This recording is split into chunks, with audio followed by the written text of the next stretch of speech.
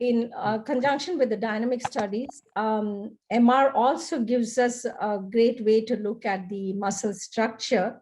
And I think most people are familiar with the muscle, using MRI for morphologic imaging, and possibly some imaging with the T1 and T2 weighted imaging that also shows changes with age that could be reflective of structural changes. But I just wanted to say that MR actually has, and it's not just restricted to what I'm showing on this slide. There's many more MR features. That's why multiparametric, a few groups are doing multiparametric MRI for muscle. And it shows the enormous scope that MR has to provide information about structure, besides just morphological imaging or T1 and T2 changes. Muscle fiber architecture and tissue microstructure can be elucidated from diffusion tensor imaging. I briefly touch on that. Then muscle adipose content. So fat content is very important because that's another fat infiltration with age is a well-known change in muscle tissue. And then muscle fibrosis content. This is probably less known about MR's ability to actually map fibrosis, but we can do both gross fibrosis and collagen, because essentially I'll show you today is that what we are measuring is the macromolecular fraction in muscle tissue. The source of the macromolecular fraction is still unknown, though most people have assumed that is from collagen. I'll just show you that possibly it may not be from collagen. And it actually just reiterates what Rick Lieber said, that we really need to do some either biopsy measurement or animal scans to see what is it that MR is measuring. So what is DTI of the diffusion tensor imaging? I'm not going to the technique, but what I want to show to the muscle biologists is what this can give in terms of in vivo imaging. So this is image, a normal T1 weighted image of the muscle. So you cannot see the muscle fibers or the orientation of the muscle fibers. Obviously they're there, but only this technique can give you what the muscle fiber can allow you to track the fibers. And here are some tracked fibers shown. The color really doesn't mean anything, but wanted to show that each of these fibers were tracked from seed points on the deep aponeurosis. And what can that give us in terms of the architecture? It can give you fiber length and pennation angle. Well, it's true, ultrasound can also give, but truly the fibers are running in 3D and not in 2D. I'm showing one slice, but essentially is a volume acquisition, and the tracking is done in 3D.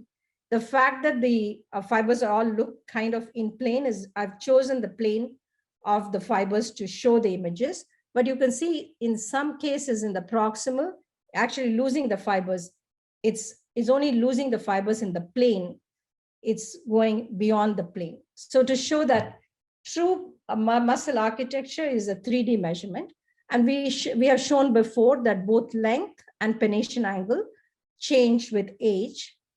Muscle fiber length decreases, and muscle fiber length is also a function of where you are in the muscle, distal to proximal, and so is the pennation angle. You have more acute pennation angles in the distal side than in the proximal side. And when you compare young to senior, you find pennation angle decreases. I think these are known from ultrasound, but I would say that the 3D measurements are more accurate. It's more complicated, but it's certainly more accurate measurements from DTI.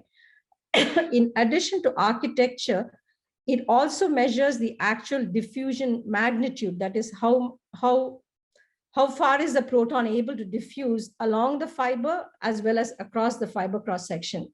So what does that tell for us is gives us some idea, especially if you look at the fiber cross section. What does the diffusion tell you in terms of the, it could reflect, in fact, the fiber diameter, especially the lowest eigenvalue. It means that the diffusion is impeded by fiber membranes. So a measure of the diffusion strength is indicative of how much, what is the fiber diameter, though it's not a direct link, it's just a correlation. So if you really wanted to do tissue microstructure analysis, then you need a model that links the things like micelle fiber diameter, asymmetry of muscle fiber cross-section, intracellular fraction, collagen content to the observed diffusion values. Again, it goes back to what Rick Lieber said. The measurements are at a gross level, and we're trying to make inferences about microscopic structure. So a model is required, and your extracted values will be only as good as the model is.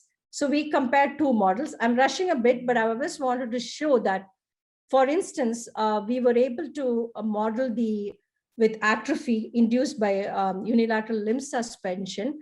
And we were able to extract that the diameter of the fiber was reduced as anticipated. But more importantly, what we saw was the ratio of the fiber diameters. That means this model assumes that the fibers need not be circular, they can be elliptical. And what we find is that the pre-ULLS, pre-atrophy, when there was no limb suspension, there was high anisotropy, meaning of the shape of the muscle.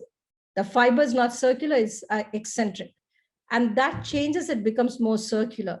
And this has a direct correlation with what we saw in the previous talk, that when you have the strains very asymmetric, the strains are asymmetric. So when your leg is being used, your muscle is actually pulled in one direction.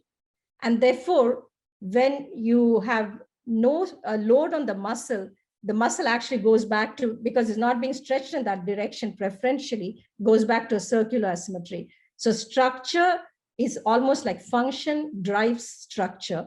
And then I just wanted to show that this is able to extract that.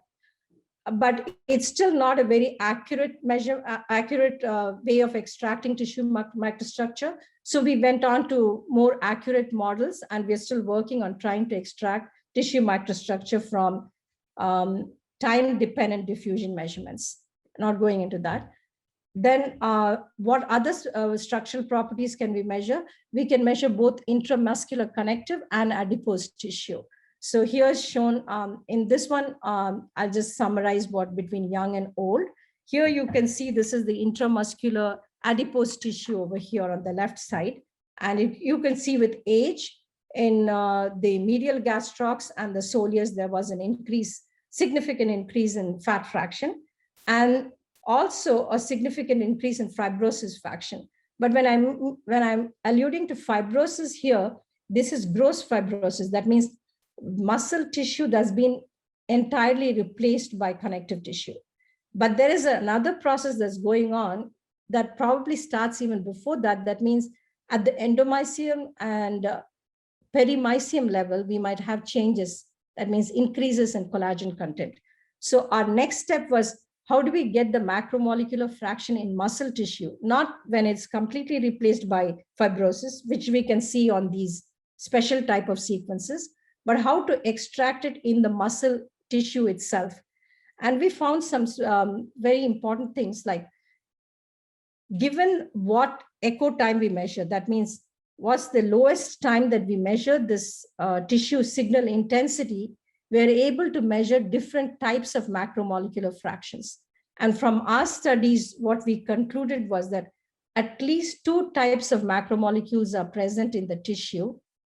One we feel is related to collagen macromolecule, but another macromolecule also is present that may be just a reflection of muscle proteins. So this is kind of exciting that by manipulating the imaging settings, we are able to tune the image for different types of macromolecular fractions. Again, unless we verify with biopsy, we're not going to be able to link what exactly is these macromolecular fractions that we're measuring, related to, or what is the source, what is the macromolecular source of these intensities. But it gives us a handle on seeing how these macromolecular fractions change with time, with aging or with exercise. So related to that, with that in the background, I want to say that we extended this multiparametric MR characterization. So that included muscle mass, muscle architecture, muscle tissue microstructure, and fat content and collagen content. But collagen, well, macromolecular content. Let me say we have not identified the source of that, of the measurement that we are making. And so it's gross fibrosis that can be measured. But what we are after is what is the change at the endomysium and perimysium level, because those are going to be more important in, say, manipulating the lateral transmission of force, and probably will manifest much before gross fibrosis changes. So two things that we did for this current study was to monitor age-related changes in T1 and magnetization transfer contrast. T1 mapping is mostly old hat, I would say. But we did this because one caveat to remember is that fat increases with age, and the method of fat suppression is important in the T1 measurement. So the increase in fat might confound the age-related changes in T1. And magnetization transfer contrast is like what I showed before, was a direct measurement of the macromolecules by changing the setting what is called the echo time, the time at which we collect the signal. Because these macromolecular fractions signal intensity decays so fast, it's extremely difficult to quantify their contribution. This particular technique, magnetization transfer contrast, enables one to quantify the macromolecular fraction by an indirect method. The previous method was direct imaging. This is an indirect method that allows you to look at how that macromolecule transfers its signal to what is actually measured in the image. I won't go into it, but just to show that it's possible to saturate those macromolecules preferentially and then see the effect on the actual signal that's measured. So we had 10 subjects young and 8 senior subjects. And we didn't do a real quantitative magnetization transfer, but semi-quantitative magnetization transfer. And we also did T1 mapping with different types of fat suppression. So this is the method for the MTSAT, just to show that it's a simple, easy to use method. It's like an 8-minute scan altogether to quantify the macromolecular fraction. So what the results here show is that, I'll summarize it. It's too hard to see the tables. But basically what we found is significant differences in age for T1, longer T1s at old age, in all the fat suppressed sequences, that wherever we suppress the signal from fat, we were able to see the prolonged T1 in the muscle. And then we also saw significant regional differences in T1 between the different muscle groups. But where we did not see any change in T1 when no fat suppression was applied. I wanted to make this as a cautionary note that many studies have done young and old for T1 mapping, found no changes. But I think one of the main reasons was an appropriate method for suppressing the signal from fat was not used. And for MTSAT, what we found was there were significant decreases in these magnetization transfer. So to give a little context of what we would anticipate if collagen increases, we'll expect that we'll see more macromolecular fractions, more collagen, and therefore a bigger value for this quantitative value, for this index, MTSAT.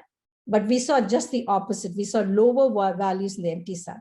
Also saw regional differences, which I won't go into it since I'll just focus on the age-related differences. So one is that just for future studies, just to know that fat suppression is critical for quantitative muscle imaging, because when fat infiltrates muscle, it has a confounding effect. Fat has a lower T1, so if it increases, then it suppresses the increase in T1 found in muscle. And what could be the reason for the increase in T1? It could be that you can have inflammation, or you can have atrophy of muscles that leads to increase in the extracellular space that can also change T1. But to remember that to suppress fat in all these measurements.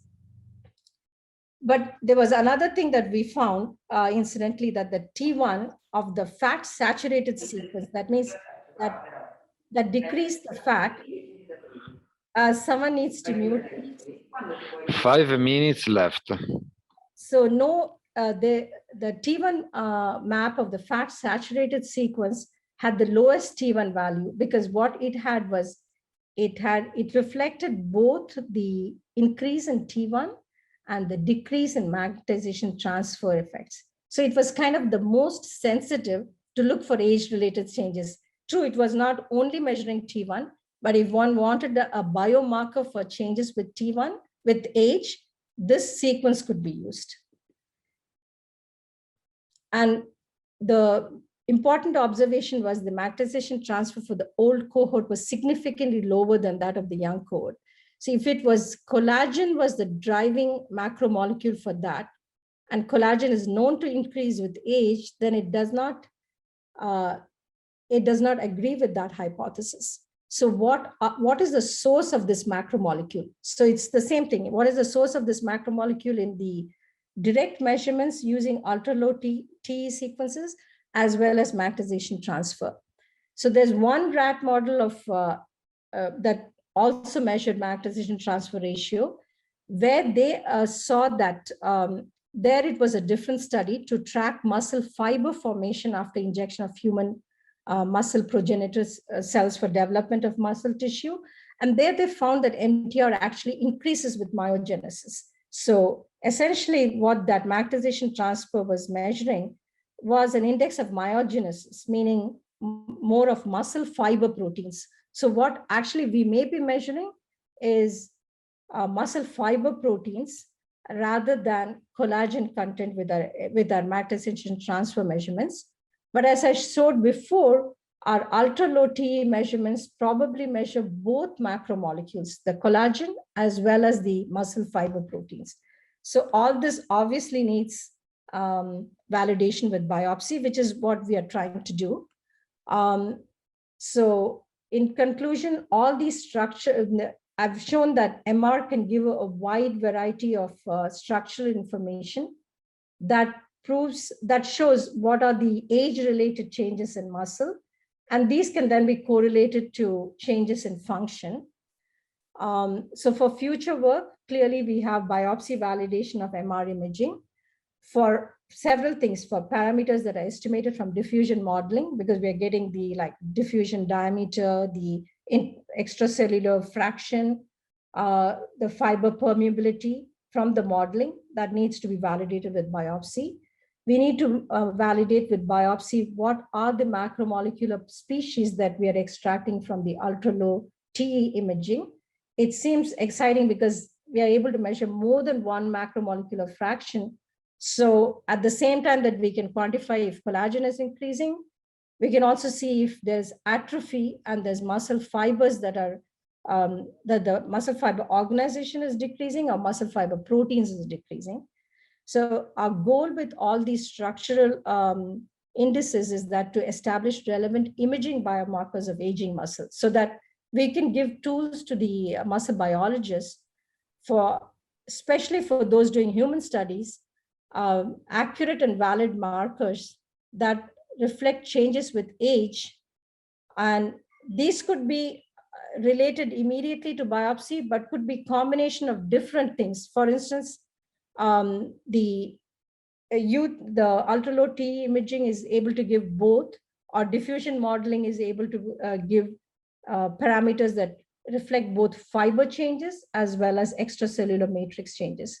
So to give an idea that, in conclusion, I want to say that MR can give both, all the way from morphology to microstructure information, all of which could drive in vivo, non-invasive assessment of the aging muscle. Thank you.